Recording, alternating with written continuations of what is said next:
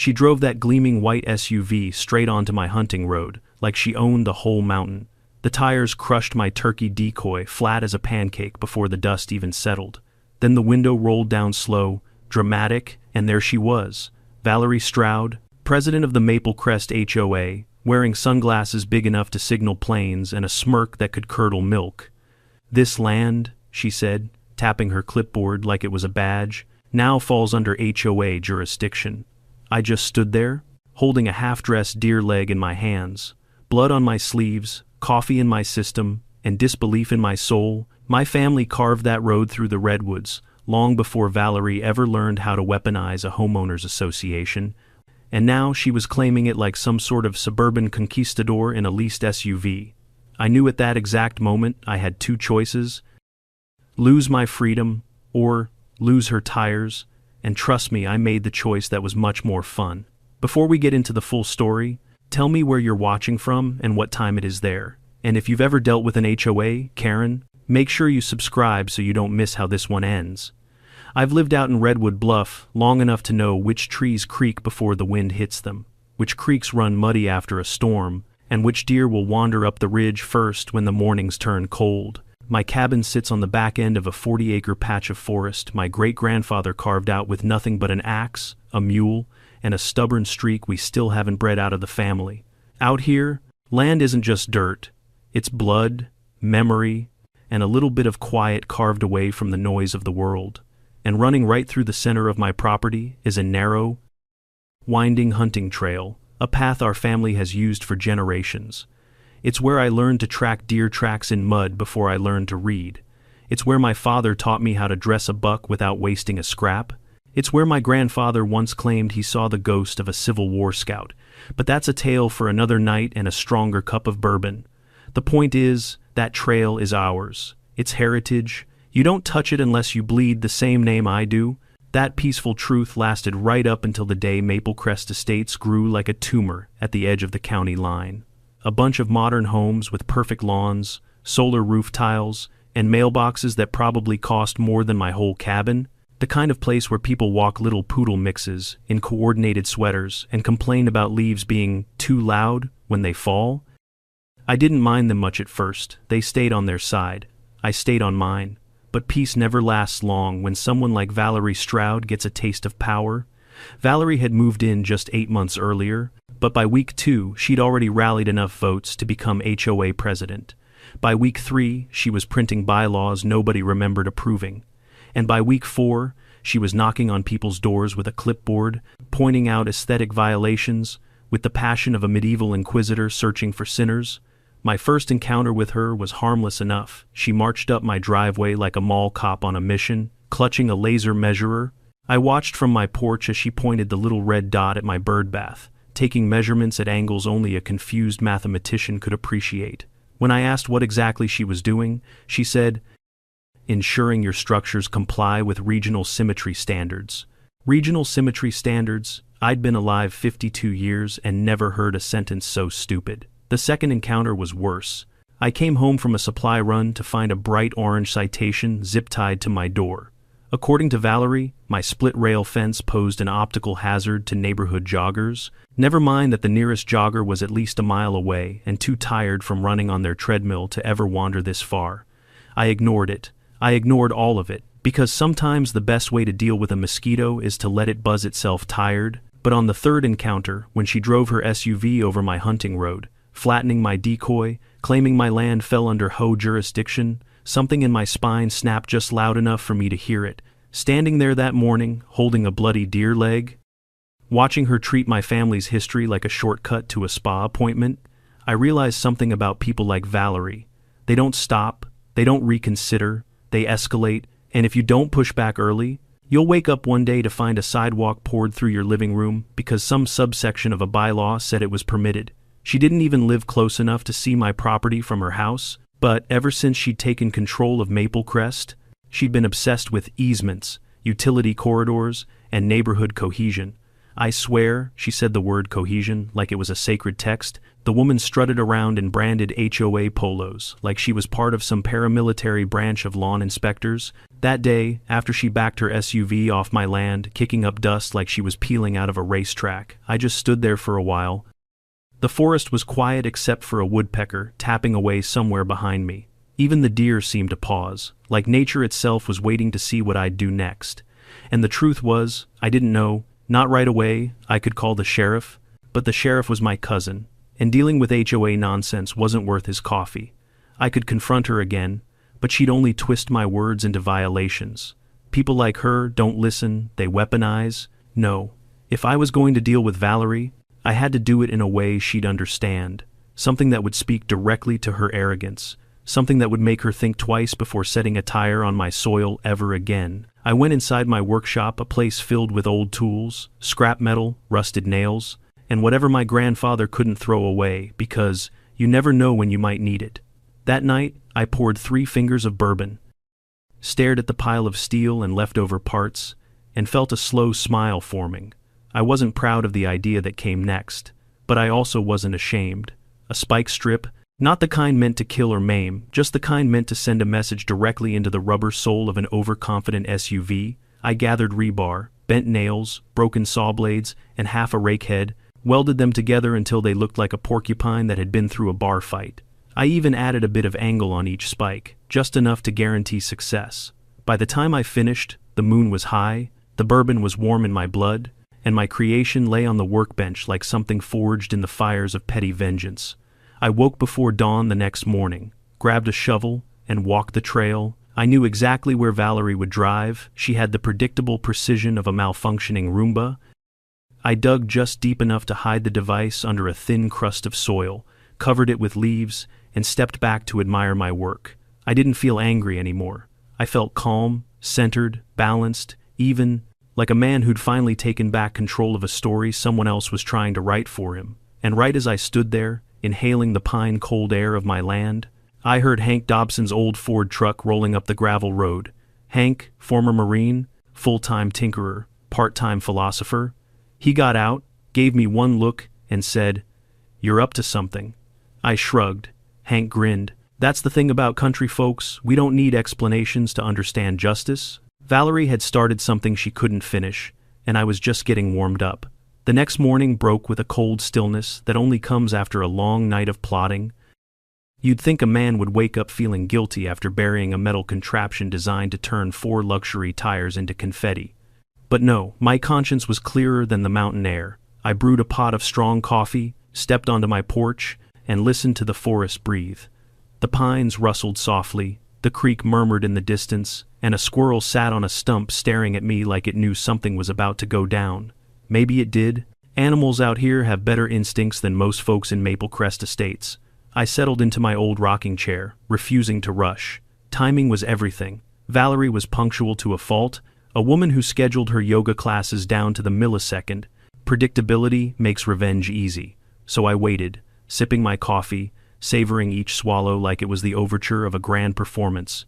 At exactly 9:43 a.m., a time I would later regard as sacred, her white Audi Q7 came roaring down the gravel road, opera music blasting loud enough to wake every deer within a mile radius. I swear she chose that music just to prove something, though I'm still not sure what. Maybe she wanted the trees to understand they were beneath her. She turned onto my trail as if repeating a personal ritual, wheels crunching over the same sacred soil she had desecrated the day before. And then, right on cue, it happened. The first tire hit the spike strip with a sound like a bear stepping on a balloon. A thunderous pop echoed through the forest, followed by an angry hiss. The SUV lurched sideways. The second tire met its fate an instant later. Valerie slammed the brakes, but momentum carried her forward just far enough for the remaining 2 tires to find their own doom. 4 pops, 4 hisses, and then silence. A silence so perfect, so deeply satisfying, I almost felt bad breaking it by taking another sip of coffee. The Audi sagged like a wounded animal. Valerie stumbled out of the driver's seat, arms flailing, sunglasses crooked. She stared at her SUV with the expression of someone witnessing a Shakespearean tragedy unfold before their eyes.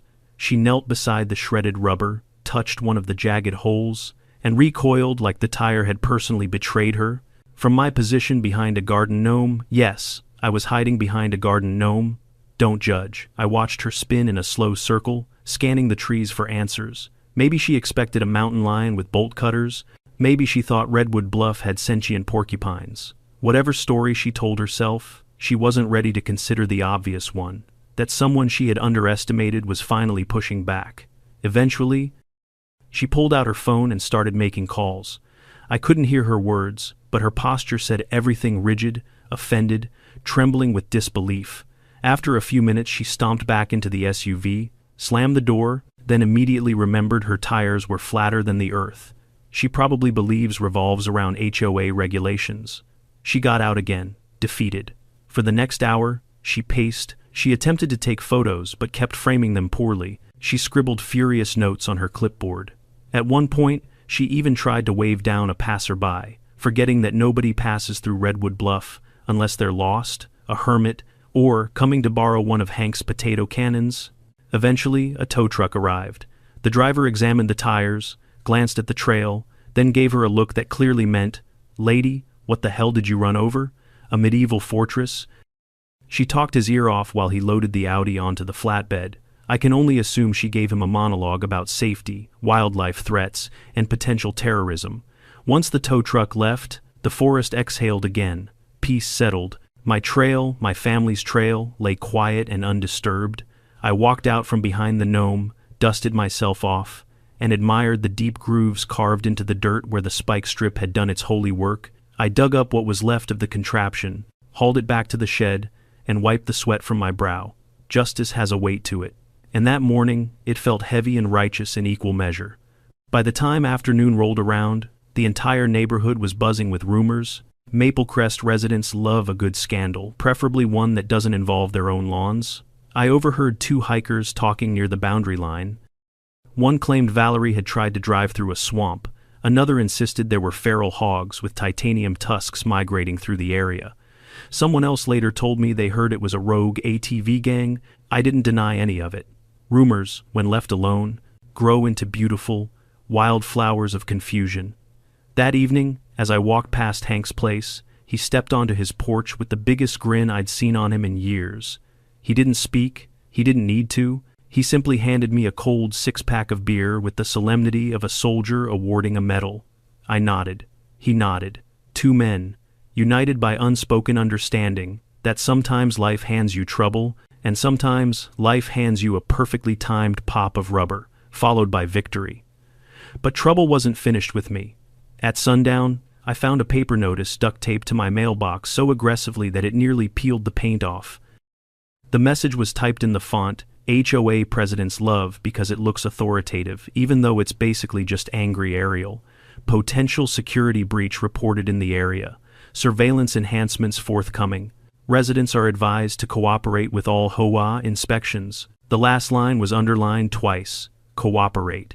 As if I were one of her employees, I crumpled the paper in my fist and let it fall to the ground. The wind carried it into the ditch, exactly where it belonged. I knew enough about people like Valerie to recognize her mindset. She wasn't scared, she was offended, embarrassed, and people like her don't reflect on their actions, they retaliate. Sure enough, the retaliation came quickly. The next morning, as I stepped outside to chop wood, I noticed something new glinting on a pine tree across the road. At first, I thought it was a bird feeder, but no, the blinking red light gave it away. She'd mounted a security camera atop a nailed board, angled straight at my cabin, and beneath it, zip-tied like a badge of honor, was a laminated sign reading, "Property monitored for community safety." Community safety, my ass. I walked directly up to the camera, stared into it for 10 solid seconds, then gave it the kind of middle finger that carried generational weight. I followed it with a cheerful wave, just to make sure the message landed. 2 hours later, an email arrived from the HOA with the subject line, "Report of disturbing gestures." If she wanted a war, she was going to get one, but not the kind she was prepared for. That night, under the dim glow of my workshop lights, I began crafting my next move. Something subtle, something poetic, something guaranteed to short-circuit her little surveillance crusade. And that is how I ended up building a scarecrow, approximately the size of a small elk, wearing my old army jacket, holding a full-length mirror angled perfectly at her security camera. Every sunrise for the next week, sunlight bounced off that mirror and blasted straight into the lens like a divine laser from the heavens. 3 days later, the camera vanished. No apology, no acknowledgement, just the quiet vanishing of a failed mission. But Valerie didn't retreat. She escalated again. She filed a complaint saying my mailbox was too rural in aesthetic. That was when I realized this wasn't just tit for tat anymore. This was becoming a war of endurance, a test of who would blink first, and I had no intention of blinking. It didn't take long before Valerie found new ways to escalate. People like her don't regroup or rethink, they reload. By the next morning, I stepped out onto my porch and spotted not one, but 2 more cameras mounted on different trees, each angled like some kind of woodland periscope aimed directly at my front door. One of them was duct-taped so aggressively that the poor pine tree looked like it was being held hostage. At first, I just stared, hands on my hips, coffee steaming. I tried to imagine the internal monologue of a woman who believed mounting surveillance equipment on private land was normal behavior. Maybe she told herself she was protecting the neighborhood. Maybe she told herself the HOA bylaws gave her divine authority. Or maybe she was just so deep into her own ego that reason had long since packed up and moved to a quieter zip code. Either way, I wasn't about to let it slide. Instead of marching down to her McMansion and getting arrested for yelling, "Are you out of your damn mind?" I opted for creativity. Again, creativity had served me well so far. So before breakfast, I took apart the elk-sized scarecrow, replaced the mirror with a shinier one, and installed it on a rotating base powered by an old set of garden windmills I'd had lying around since 2009. Every time the breeze picked up, the scarecrow spun and sent sunbeams scattering like a disco party, designed specifically to blind HOA cameras. By noon, 2 of her cameras were flickering like dying fireflies. By sunset, only the duct-taped one survived, and even that one looked deeply confused. If cameras can look confused, the following morning, not a single camera remained. No stump holes, no zip ties, no apology letter, just a passive-aggressive silence in the trees. The kind of silence that says, "This isn't over," in a tone that sounds like someone clutching a half-empty glass of rosé at a neighborhood mixer. Valerie struck back shortly after in the way she knew best. Citations, lots of them. A bright yellow envelope appeared on my porch. Mailbox non-compliance. According to her, my mailbox, built by my late father out of cedar and memories, was a hazard to neighborhood visual harmony. Visual harmony. That one nearly sent me into an early grave from laughing. Another envelope arrived the next day. Unapproved decorative element. The hammock I'd hung between 2 oaks, a simple, sturdy piece of canvas, was apparently an eyesore inconsistent with Maple Crest's visual goals. So, naturally, I spray-painted it neon orange. The following morning, a 3rd citation arrived. Illegal outdoor seating. I didn't even know outdoor seating could be illegal, but Valerie had printed a whole paragraph about chairs needing to be neutral-toned and compliant with HOA aesthetic codes. So I built a bench out of antlers, actual antlers, glued them together like a frontier art installation. It sent Valerie into orbit. Within days, the neighborhood split into factions. Most folks in Maple Crest were neutral observers, peeking from behind their glass panel doors like they were watching a nature documentary about territorial elk. But a few brave souls chose sides. Hank Dobson, naturally, was on my side. The man once launched a potato cannon at a drone that buzzed too close to his chicken coop. Our alliance was destiny. Then there was Tony and Mara, from 3 houses down, young couple. He brewed his own beer. She raised backyard chickens disguised as emotional support birds to avoid HOA restrictions. They were already rebels. They took to my cause immediately. Mara even crocheted a small banner that read, "Free the Trail," and hung it on their porch. On the opposite side stood Valerie's loyalists, led by a woman named Rebecca Thorne. Rebecca wore yoga pants like a tactical uniform and owned a golden doodle with more outfits than a Broadway costume closet. She started a group chat called Operation Neighborhood Order, which everyone else quietly referred to as Cult Chat. They walked around with clipboards, taking photos of leaves that fell in non-approved patterns, measuring grass height, and glaring at any property not painted eggshell white. This nonsense continued until the night the forest went quiet. Too quiet. I was on my back property line, checking trail cameras, actual cameras, not HOA spyware, when I noticed one had gone offline. It wasn't out of batteries. It wasn't damaged by weather. It was simply gone from the grid. That wasn't normal. My equipment doesn't just quit. Concerned? I grabbed a flashlight and headed deeper into the woods, guided by instinct and a strange bluish glow in the distance. As I pushed through the underbrush, the glow grew brighter, pulsing like a heartbeat. At first, I thought maybe some teenagers had set up an illegal campsite. Maybe a hunter had brought a generator. But when I reached the clearing, what I found wasn't camping gear.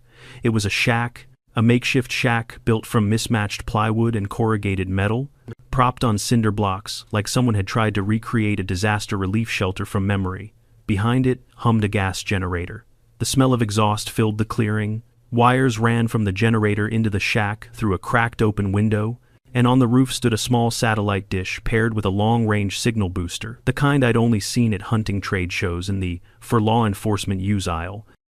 Beside the shack sat a second SUV, not her Audi. A black, scratched-up Chevy Tahoe with Maple Crest tags still stuck to the windshield. The entire scene looked like a sci-fi bunker built by someone with more ambition than sense. My first thought was, well, that's illegal. My second was, so that's why she keeps talking about easements and utility corridors. My third was, I need reinforcements. So I went to the only person in the neighborhood more dangerous than Hank with a potato cannon, Mrs. Agatha Doran. Most folks knew Agatha as the sweet 70-year-old widow who baked muffins so good they made grown men cry. But what they didn't know, what only a few of us longtime residents understood, was that Agatha had worked nearly 3 decades in signals intelligence for the NSA during the Cold War. She once corrected a History Channel documentary mid-sentence. She played bridge like she was running a covert op. She could identify encrypted radio chatter the way other people identify bird calls.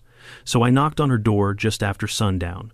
When she opened it, she was wearing slippers, holding a cup of chamomile tea, and had an expression that said she already knew I had something interesting to tell her.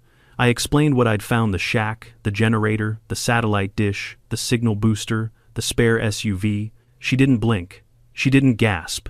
She didn't even sip her tea. She simply said, "About time someone noticed." That sentence hit me like a slap made of pure intrigue. Agatha already knew. She'd been watching Valerie longer than any of us. Apparently, Valerie had tried to fine her once for non-native flora inconsistency in her rose garden. Instead of complying, Agatha rerouted Valerie's router traffic and intercepted 2 of her HOA emails, discovering that Valerie was using a VPN tied to an offshore server. Valerie wasn't just an HOA tyrant. She was running some kind of unregistered communications setup out of a shack in the woods. When Agatha finished explaining her findings, she set her teacup down gently and said, "We're going to need walkie-talkies." That's when I knew things were about to get serious. Agatha disappeared into her hallway and returned carrying a metal tin that looked like it once held homemade cookies. When she popped it open, there weren't any treats inside, just 2 military-grade walkie-talkies, a handful of strange antenna attachments, and 1 laminated card with radio codes printed in tiny, efficient columns. "Picked these up in '89, she said casually, as if she were talking about a set of knitting needles. "Still work? Never know when the world might need a little clarity." When Agatha said clarity, I had a feeling she meant something closer to surveillance or possibly controlled chaos. We tested the walkie-talkies right there in her living room. They crackled to life with a satisfying old-school static. She adjusted one of the knobs with a surprising amount of muscle for a 70-year-old, then nodded. "Channel 6, she said. "Encrypted enough for our purposes." "Our purposes," I repeated. She raised an eyebrow. "Ethan, dear, you didn't come to me about a shack full of illegal communications hardware because you wanted a second opinion on landscaping. Fair?" I told her everything I'd seen: the generator, the satellite dish, the booster tower, the cables that looked military grade, and the spare SUV. She listened, fingers steepled. Not a muscle moving, except when she blinked, or when I mentioned the booster tower, at which point she muttered, "Amateur installation, dangerous." That didn't comfort me. When I finished, she stood, grabbed a knitted cardigan off the back of a chair, and said, "We'll take your truck. Mine's too recognizable."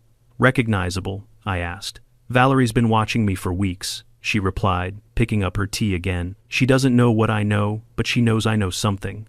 People like her can smell suspicion like raccoons smell trash. So, off we went, two unlikely operatives trudging across the forest line in the fading dusk. My truck rumbled quietly along the old fire road behind my property, headlights off. Agatha, navigating from memory like she had internal GPS, for questionable structures in the woods. When we reached the trail leading toward the shack, she held up a hand, signaling me to kill the engine. I did. The forest swallowed the sound. Agatha stepped out, first moved like a woman half her age, surprisingly light-footed. She held her walkie like a sidearm. I followed, feeling both out of my depth and slightly terrified that my neighbor was this competent at espionage. We approached the clearing with caution. The faint glow from the shack still pulsed rhythmically, like a heartbeat. The generator hummed steadily. A mechanical breath in the night. Agatha crouched behind a fallen log, peering through a pair of compact binoculars. "You said she's been transporting cases from a truck stop," she whispered. "Yep.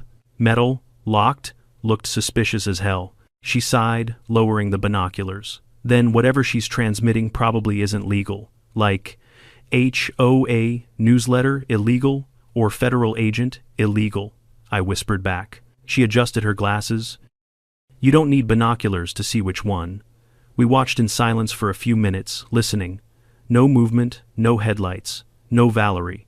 Then Agatha tapped her walkie twice, a coded signal telling me to follow. We moved around the perimeter carefully, avoiding leaves that might crunch, avoiding the line of sight from the shack's grimy window, and stepping precisely where she pointed like a grandmother teaching her grandson ballet. But with espionage stakes, she motioned for me to kneel. I did. She reached down and plucked a tiny device from the dirt, a magnetic sensor the size of a coin. "She's installed motion triggers," Agatha whispered, "likely connected to whatever improvised system she's running in there. Amateur. Again, sloppy." "How do you know all this?" I asked. She glanced at me, expression unchanging. I had a life before hydrangeas. We continued circling the shack until she found an angle she liked. She handed me her binoculars and gestured for me to observe.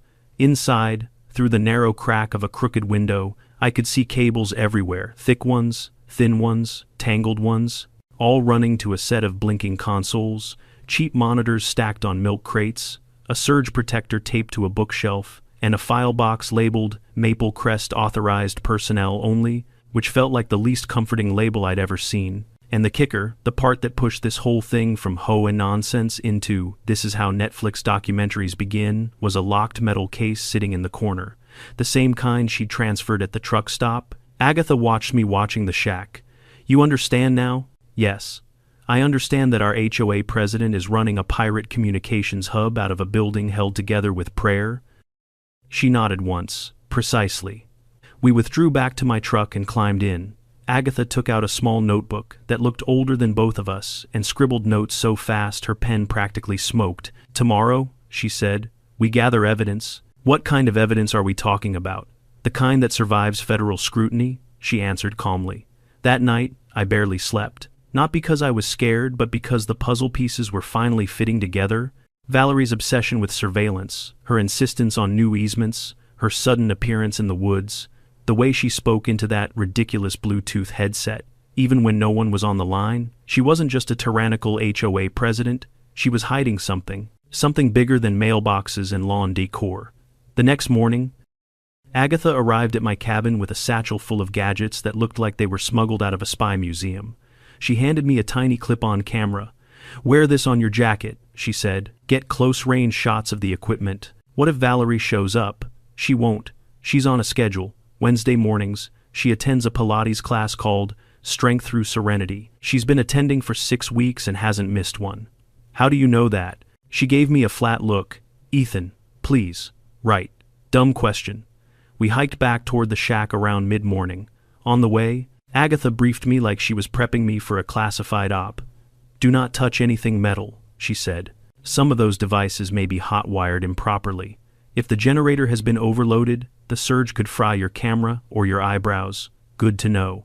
Move slowly. Document all cables.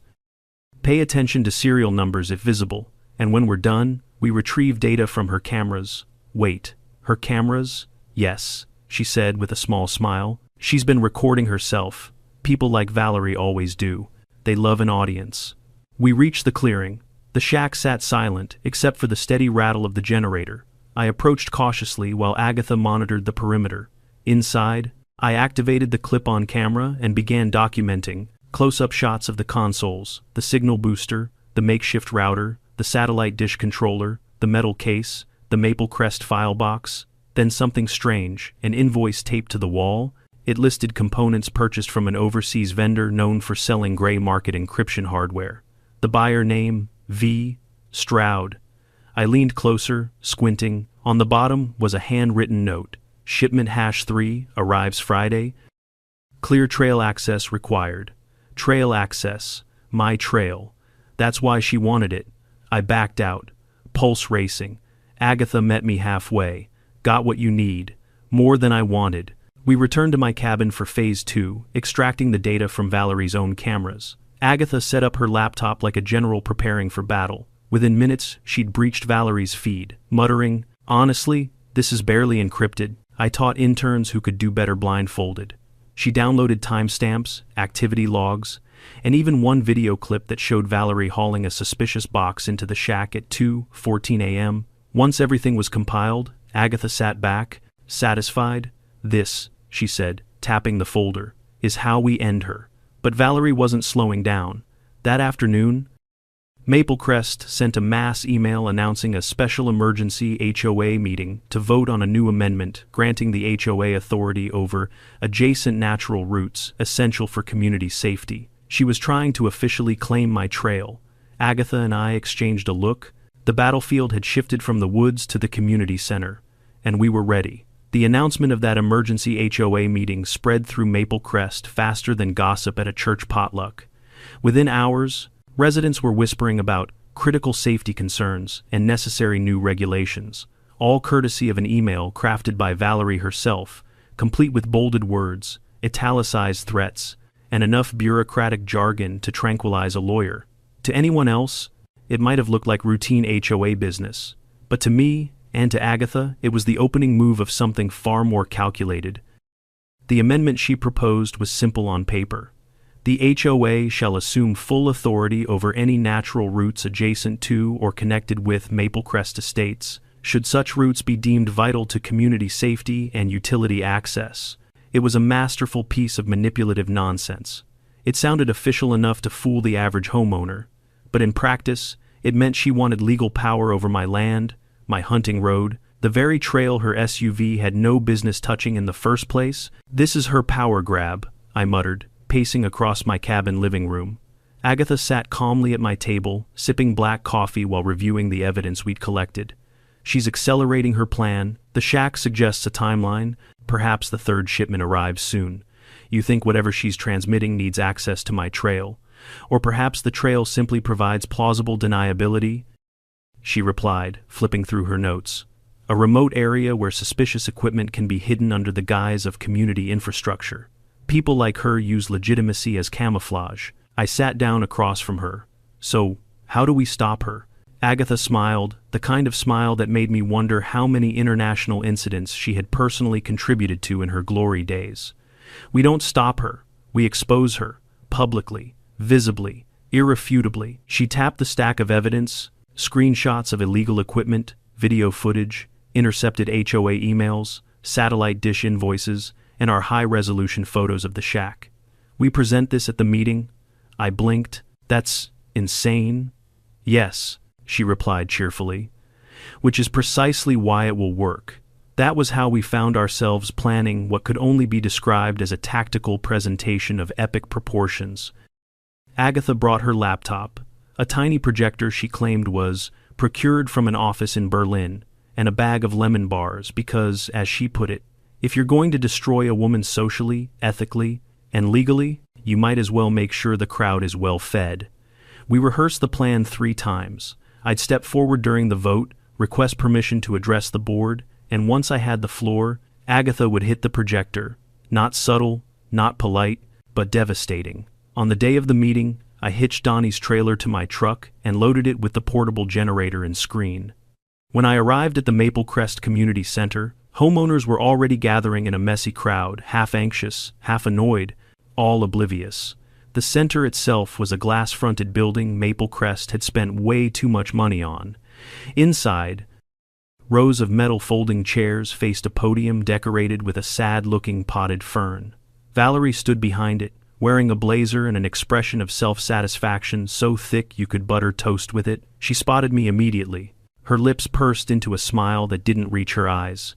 "Mr. Mercer," she said loudly, projecting her voice so everyone could hear. "Glad you decided to join us despite recent tensions." "Wouldn't miss it," I said, tipping my hat. She narrowed her eyes, sensing something she couldn't quite identify, like a cat, realizing the bird it's chasing might actually be a bobcat wearing feathers as a trick. The room filled quickly, Rebecca and her yoga pants brigade, Tony and Mara sitting defiantly in the second row, Hank leaning against the wall in his marine jacket like he was ready to reenact the Battle of Fallujah. Even a few newcomers I'd never seen before slipped in, eager to witness whatever storm was brewing. Valerie cleared her throat into the microphone. "Thank you all for attending this urgent meeting. Today, we'll discuss Amendment 12F, the reclassification of adjacent natural routes under HOA authority for safety and maintenance purposes." She launched into a speech full of buzzwords: community cohesion, structural necessity, imminent risk mitigation, the kind of speech that sounded serious until you realized it meant precisely nothing. Then she took a breath and said, "If there are no objections, I'd like to proceed directly to a vote." That was my cue. I stood. "I have an objection." Heads turned. Some gasped. Rebecca clutched her dog like it was a rosary. Valerie's smile was a taut rubber band ready to snap. "Yes, Mr. Mercer. I believe the community deserves to see what this amendment is really about." Her face paled. "This meeting is not the time." "Actually," I interrupted, "it's the perfect time." At that exact moment, Agatha, sweet, elderly, cardigan-wearing Agatha, plugged her laptop into the portable projector. The lights dimmed, the screen lit up with the first image, Valerie's secret shack in the woods, illuminated in high-resolution glory. A murmur swept the room. Valerie froze, her jaw slack. "This," I said, walking toward the screen, "is a structure built illegally on private land, using Maple Crest resources, and operating as an unauthorized communications hub." The next slide showed the satellite dish. Gasps. The next, the invoice connecting Valerie to encrypted hardware suppliers overseas. Someone shouted, "What the hell?" Then came the video clip Agatha extracted from Valerie's own cameras. Valerie dragging a locked case into the shack at 2 a.m, muttering to herself like a villain in a cheap thriller. The crowd erupted. "Is that her? What's she doing out there? My God, my kids play near those woods." Valerie attempted to speak. This is wildly misinterpreted." But the next slide silenced her completely. A signal map showing the boosted transmission bouncing to an offshore server flagged by federal authorities. You could hear a pin drop on carpet. Rebecca stood up, yoga pants trembling. "Valerie, are you running a pirate tech operation out of our neighborhood?" Valerie sputtered. "It's a prototype, a hobby, a misunderstood project meant to enhance." No one bought it. Then, as if the universe wanted dramatic timing, a black SUV screeched to a stop outside the community center. 2 men stepped out wearing suits so crisp you could shave with them. They entered the room, flashed badges, and faced Valerie. "Mrs. Valerie Stroud," one said, "we need to speak with you regarding unauthorized signal distribution, failure to report international equipment imports, and potential violations of federal communication law." The room exploded with chaos. People shouted, someone fainted. Tony filmed on his phone like it was the Super Bowl. Valerie didn't resist. She didn't argue. She simply stared at me. Rage, humiliation, shock fused into one expression before being escorted out of the building. The meeting dissolved into pandemonium. Some homeowners demanded all her citations be voided. Others wanted Maple Crest disbanded entirely. Hank yelled, "I knew she was up to something," loud enough to rattle the windows. But through all the noise, Agatha and I exchanged a small nod. The plan worked, the truth won, and my trail was safe. When the agents marched Valerie out of the community center, the room didn't just loosen, it detonated. Homeowners surged out of their chairs, each one talking louder than the last, voices climbing over one another like panicked birds scattering from a shaken tree. A few were furious that they'd been dragged into her mess. Others were terrified at what they'd almost been part of. Some were simply thrilled to have something dramatic to post on their neighborhood group chat. Rebecca, self-appointed lieutenant of Valerie's cleanliness crusade, collapsed into a folding chair, as though the revelation had physically drained her. Her golden doodle barked twice, offended by the emotional energy. Tony, with his phone still recording, said, "Guys, this is going straight on my page. This is premium HOA drama." Mara smacked his arm. "Stop posting everything, Tony. This is serious." Tony ignored her completely. Hank pushed his way through the crowd toward me, grinning like a man who had just gotten confirmation of every conspiracy theory he'd ever believed. "I knew she was running something weird," he shouted. "Told you, told everybody. But did they listen?" "No." "Well," I said, "they're listening now." We didn't have much time to enjoy the victory, though, because soon the remaining HOA board members, 3 confused, frightened people who clearly had no idea what Valerie had been doing, shakily approached the podium. A man named Peter, whose primary personality trait was fear of conflict, cleared his throat. Due to today's developments, Maple Crest HOA will temporarily suspend all operations." The room erupted again. Someone shouted, "Suspend? No, shut it down." Another yelled, "My God, I let her measure my hedges." Rebecca stood up, trembling. "We must maintain order," someone else shot back. "Order? From you?" her dog woofed, as though echoing the sentiment. Agatha, calm in the middle of the storm, closed her laptop and watched everything with the serene amusement of someone who had survived much worse. Cold War espionage, for example. I leaned toward her. "So, what now?" She patted my hand. "Now, dear, we let natural consequences do what they do best." Federal consequences, apparently, moved even faster. By the end of the week, Valerie's shack had been cordoned off with bright yellow tape. Men in hazmat suits, actual hazmat suits, hauled out the equipment piece by piece. The satellite booster was wrapped like a dangerous animal. The generator was drained, tagged, and removed. The plywood shack itself was taken apart and loaded onto a flatbed truck. As for Valerie's house, well, a large for sale sign appeared in her yard barely 72 hours after her arrest. Rumor said the federal charges were enough to bankrupt her outright. Another rumor said she'd taken a plea deal. Yet another rumor, my personal favorite, claimed she'd tried to blame rogue HOA members for her crimes. Considering Valerie, that one might not be too far from the truth. Meanwhile, Maple Crest homeowners were in a state of suspended confusion. Without a functioning HOA, there were no more surprise fines, no more unsanctioned cameras, no more late-night patrols with clipboards. Some celebrated, some panicked. A few wandered the streets like lost children in a supermarket, unsure what to do without someone telling them when to trim their bushes. During this transition period, the county called an emergency meeting to address the chaos. They asked for volunteers to serve on a temporary oversight committee until Maple Crest could elect a new, sane board. Several neighbors approached me after the meeting. "Ethan, you should join. You're reasonable. You have common sense." "Yeah," another said. "You're the only one who stood up to her." A third added, "You actually understand what private property means." I appreciated the compliments, really, but the idea of spending my days arguing about fence heights and mailbox uniformity made me want to walk straight into the woods and never come back. So I declined. "I'd rather spend my time reinforcing my hammock," I said, "and maybe drinking beer with Hank." That satisfied them. Most people can't argue with a man who knows his priorities. The county eventually appointed a small group of non-deranged individuals to run Maple Crest temporarily. They had 3 main goals: clean up the disaster Valerie left, void every bogus citation she'd issued, rebuild trust. They accomplished all 3 surprisingly quickly. One afternoon, I received an email, this one actually polite, confirming that all fines and warnings tied to my property had been removed from the HOA system. My mailbox, my hammock, my scarecrow, even the antler bench, all officially safe and legal. I printed the email just to admire it. But the biggest victory came when the county reviewed land documentation and made a ruling that nearly brought tears to my eyes. My hunting trail, the same trail Valerie tried to claim, the one she drove over, the one she wanted to pave, was officially declared a protected rural pathway, permanently exempt from HOA oversight. I framed the letter and hung it in my bathroom so I could enjoy it every morning.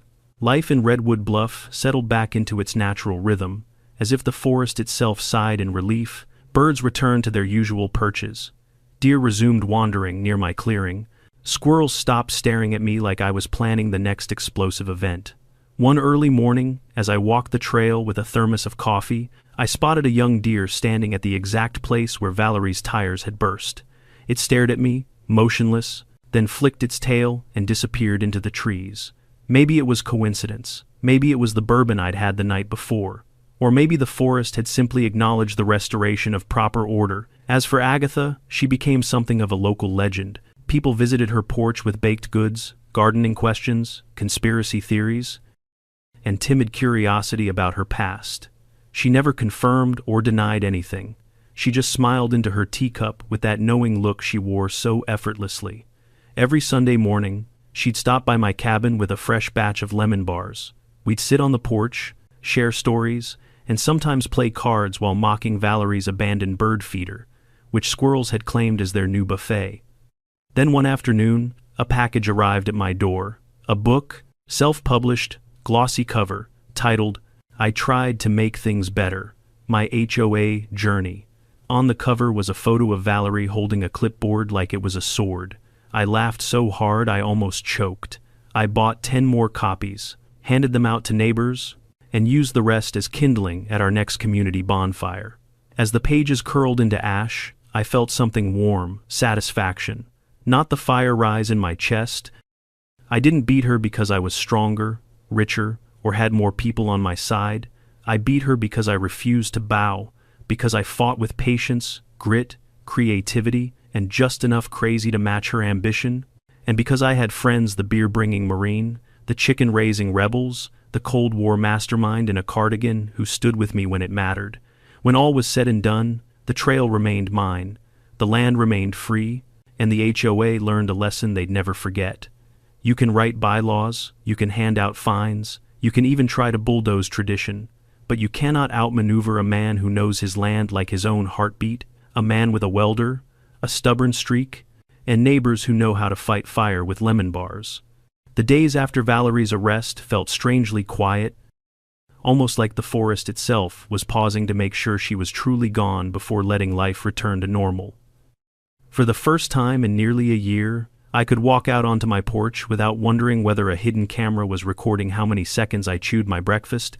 I didn't have to check my mailbox for citations. I didn't have to brace myself for the sound of her SUV barreling down a road she had no business touching.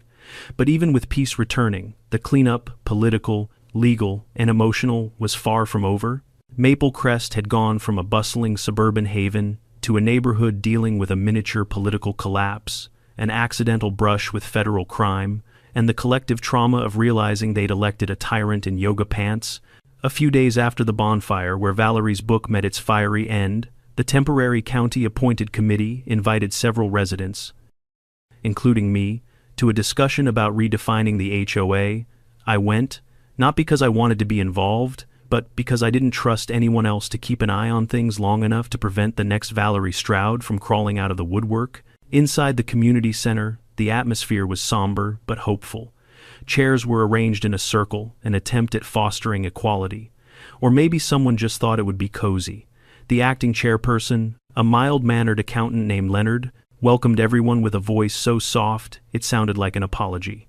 "Our goal," he began, "is to rebuild Maple Crest into a healthier community, one that values transparency, fairness, and, mutual respect." Translation, Hank muttered behind me, "Less crazy," Leonard continued. "We must also address the legal consequences of Mrs. Stroud's actions and ensure that nothing similar can ever happen again." People nodded, murmuring in agreement, but then Leonard said something that made my eyebrows shoot up. "We'd like to consider creating a partnership between Maple Crest and adjacent landowners, including you, Mr. Mercer." Several heads turned toward me. I froze. Leonard smiled timidly. "You possess a unique, how should I say, perspective. We think your insight could help shape a more balanced set of community guidelines." I cleared my throat. "Let me stop you right there, Leonard. I appreciate the offer, truly, but I've spent the last several months dodging illegal surveillance, dismantling secret spy shacks, and watching my hunting trail get treated like a public driveway.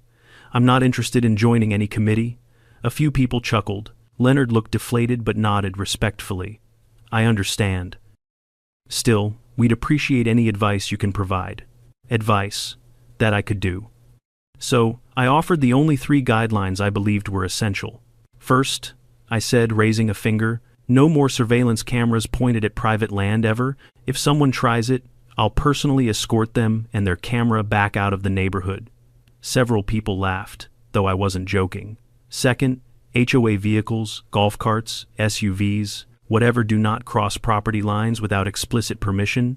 More nods. And third, I paused, glancing around the circle.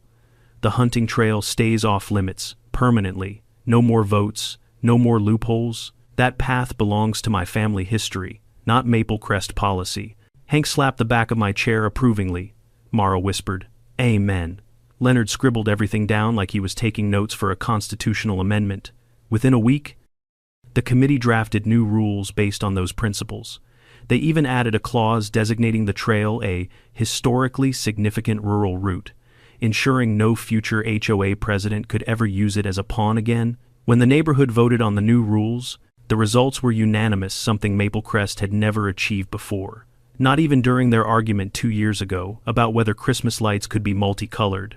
With the rules set and Valerie gone, Maple Crest entered what people later called its calm era. Lawns looked a little wilder. People waved without suspicion. Dogs barked freely without the threat of noise citations. The air felt lighter. One Saturday morning, I was repairing a split board on my fence when Tony jogged up, out of breath but excited. "Ethan, big update." I braced myself. "If this is another HOA rumor, I'm not biting." "It's not a rumor," he said, waving his phone. "Look." He handed it to me. The headline on the screen read, "Local HOA President Pleads Guilty to Unauthorized Transmission Network." Underneath was a photo of Valerie in court, looking like someone who had finally realized her clipboard couldn't protect her from federal statutes. "Well," I said, "she lasted longer than I expected." Tony winced. "She's looking at a lot of charges, man." I handed his phone back. "She dug her own trench, then climbed into it." He chuckled. "Hey, by the way, you and Mrs. Doran, total legends. Someone on Reddit said you should get medals." I groaned. "Please tell me you didn't post this whole saga online." Tony grinned. "Dude, I run a channel. This has been my best performing content all year. I should have expected that. In the age of the internet, no HOA drama goes unshared." Later that day, Mrs. Agatha Doran shuffled onto my porch, carrying a tin of cookies, actual cookies this time. "Heard from a little bird that Valerie's plea deal went public," she said, settling into my rocking chair. "Justice moves slowly, but it eventually arrives. You think she'll serve time?" "Oh, undoubtedly." Agatha took a bite of a cookie. "Illegal transmissions, failure to report imports, unauthorized encryption equipment." She waved her hand. "The government hates competition." We talked for a while about normal things, gardening, weather patterns, cats, the unreliable nature of teenagers. But eventually, as always, the conversation drifted back to the trail. "You protected something important," she said softly. "Not just land, legacy." I nodded. "She almost ruined it. If you hadn't helped." She cut me off with a chuckle. "Please, I've been bored since '92. This was refreshing." We spent the afternoon in companionable silence, watching sunlight flicker through the pines. A gentle breeze carried the smell of earth and history. Then Hank wandered up the path with 2 beers. "Trail, walk?" he asked. "Always," I said. We strolled the length of the trail, kicking up leaves, listening to the birds, and admiring the deep grooves where Valerie's tires had once met their match. Some marks fade, others become part of the story. About halfway down, we passed the exact spot where her SUV had blown its tires. Hank paused, nudging the dirt with his boot. "You ever regret it?" he asked. "What? The spike strip?" "Yeah," I smiled. "Not for a second." He laughed. "Good, because that was the single greatest thing I've ever seen." We reached the end of the trail, where the forest opened into a small clearing drenched in late afternoon sunlight. I stood there a moment, feeling rooted like my boots were tied directly to the land beneath me. "So it's over," Hank said. "The war, yep," I replied. "Peace at last." But as every landowner knows, peace isn't the absence of conflict. It's the earned right to enjoy your land without interference.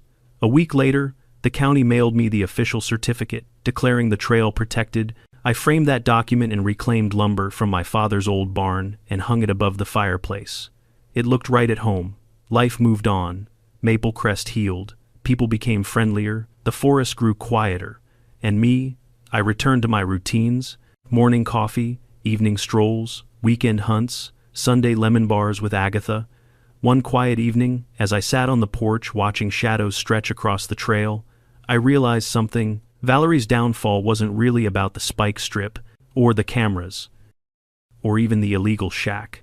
It happened because she underestimated the one thing no HOA can ever override: a man's bond with the land he belongs to. And that land, my land, won the war long before any projector lit up a community center wall. When everything finally settled, I'd sit on my porch at dusk and watch the sun fall behind the ridge, the trail glowing gold like it was thanking me for fighting for it. Life felt quieter again, honest, simple, the way it was meant to be. And sometimes, on the good evenings, when the breeze was soft and the pines whispered just right, I'd think about how close Valerie came to taking all of this away.